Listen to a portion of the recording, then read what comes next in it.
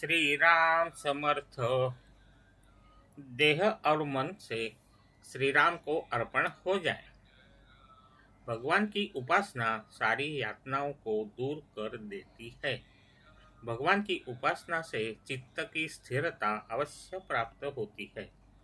देह यद्यपि बहुत जीर्ण हो गई है, फिर भी वासना का जोर अभी भी रोके नहीं रुकता।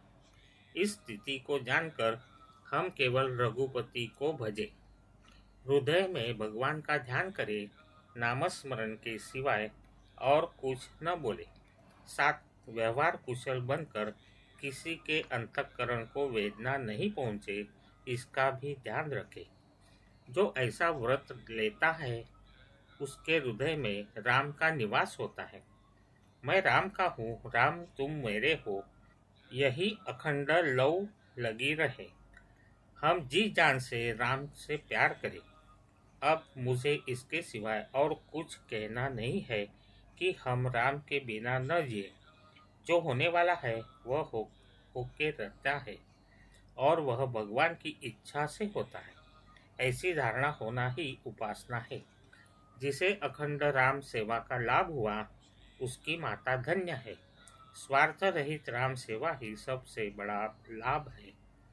राम को मन में धारण करो, मानस पूजा में उसका ध्यान करते जाओ।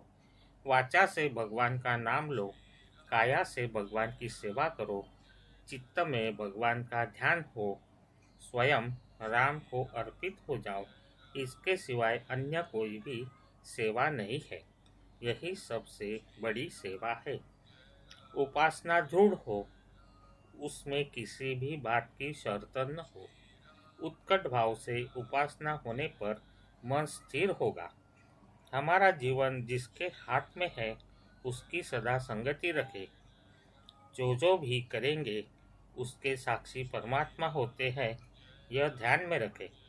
मन में धीरज हिम्मत रखनी चाहिए, क्योंकि रघुवीर ही मेरे सहायक, यह धारणा दृढ़ रखे। भगवान का नामस्मरण इतनी तन्मयता से करे कि जिससे हमें अपना विस्मरण हो जाए। सभी बातें तो ईश्वरों के इशारे पर होती है, हम तो केवल निमित्त मात्र होते हैं।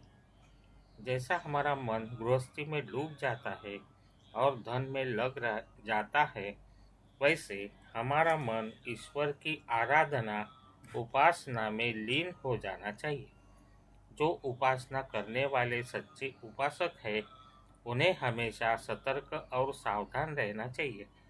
जब हमने आज तक दृढ़ता से उपासना की है, तो भविष्य में भी उसमें न्यूनता नहीं आनी चाहिए। सबका कहना सुन लो, लेकिन उपासना में खंड या बाधा मत आने दो। राम ही मेरा लेने वाला देने वाला है, ऐसा मानकर राम ही मेरे आसपास इर्द गिर्द है, यह जानो।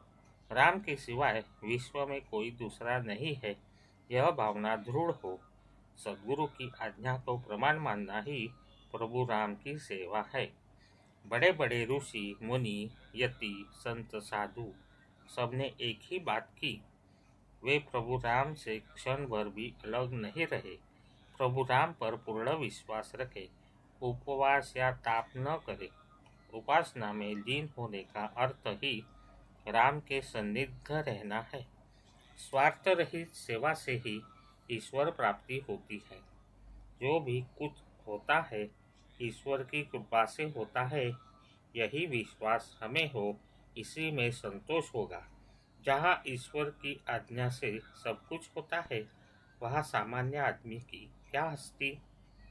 अतः परमात्मा जैसे रखेगा उसमें संतोष मानना चाहिए। आज का बोध वचन।